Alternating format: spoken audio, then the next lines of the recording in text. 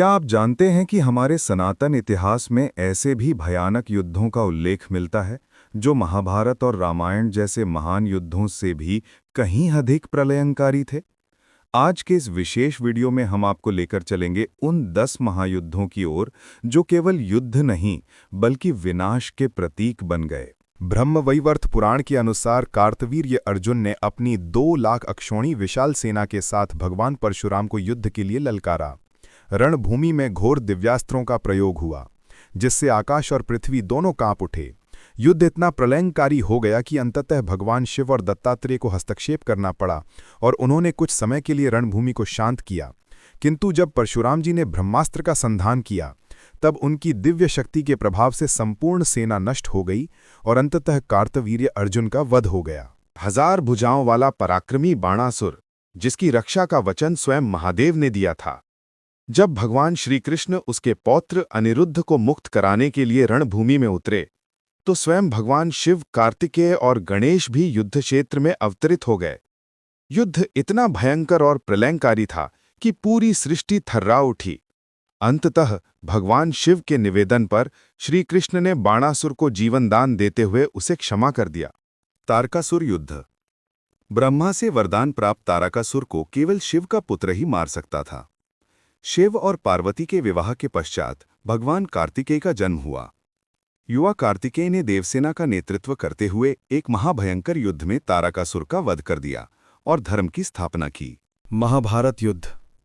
यह युद्ध 18 दिनों तक चला और 18 अक्षौणी सेनाओं के बीच लड़ा गया। धर्म और अधर्म के बीच इस महायुद्ध में अंततः धर्म की ही विजय हुई और पांडव विजयी बने। यह संग्राम इतिहास का सबसे निर्णायक और प्रलयंकारी युद्ध साबित हुआ। देवी अंबिका और महिषासुर युद्ध। महिषासुर ने देवताओं को पराजित कर तीनों लोकों पर अपना आधिपत्य जमा लिया था। तब त्रिदेवों की ऊर्जा से देवी अंबिका प्रकट हुईं। उन्होंने महिषासुर के विरुद्ध एक प्रलयंकारी युद्ध किया और अंततः उसका वध कर तीनों लोकों में धर्म की स्थापना की। देवी त्रिपुर सुंदरी और भंडासुर युद्ध। भंडासुर ने 300 अक्षौणी सेना और असंख्य मायावी अस्त्रों के साथ आक्रमण किया। उसके आतंक से त्रिलोक कांप उठे। तब देवी ललिता प्रकट हुईं और उन्होंने अपनी दिव्य शक्ति से महाविद्याओं तथा विष्णु के 10 अवतारों को उत्पन्न कर भंडासुर का सामना किया।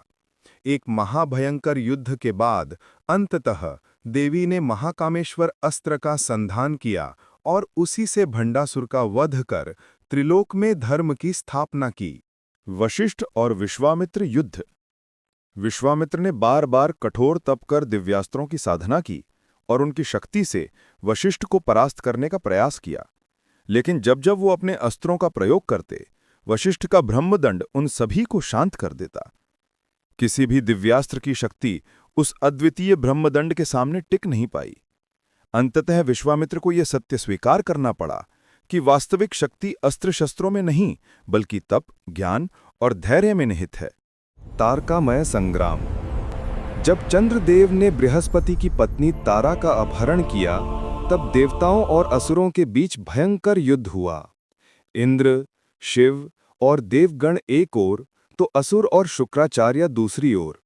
अंततः ब्रह्मा जी के हस्तक्षेप से यह युद्ध रुका। लंका युद्ध में जब रावण ने माता सीता का हरण किया, तब धर्म की रक्षा के लिए श्री राम ने वानर सेना के साथ समुद्र पार किया और लंका पर चढ़ाई की। इस महायुद्ध में रावण के पराक्रमी पुत्र मेघनाद और उसका विशालकाय भाई कुंभकर्ण भी रणभूमि में परास्त हुए।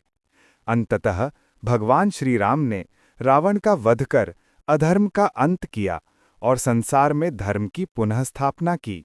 अगर आपको यह वीडियो अच्छा लगा तो वीडियो को लाइक करें और चैनल को सब्सक्राइब करें।